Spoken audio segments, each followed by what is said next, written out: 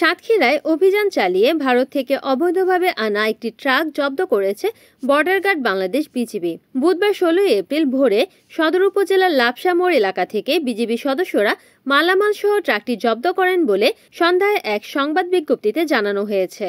BGB অধিনায়ক lieutenant colonel Mohammad Ashraful হক স্বাক্ষরিত সংবাদ বিজ্ঞপ্তিতে জানানো হয়, একটি চোরাকারবারি চক্র ভারত থেকে অবৈধভাবে ট্রাক ভর্তি বিপুল মালামাল নিয়ে রাজধানী ঢাকার উদ্দেশ্যে যাচ্ছে এমন গোপন সংবাদের ভিত্তিতে সদর উপজেলার লাপসা মোড়ে একটি অস্থায়ী ক্যাম্প স্থাপন করে বিজিবি ৩৩ ব্যাটালিয়নের একটি চৌকস দল সেখানে অভিযান চালায়।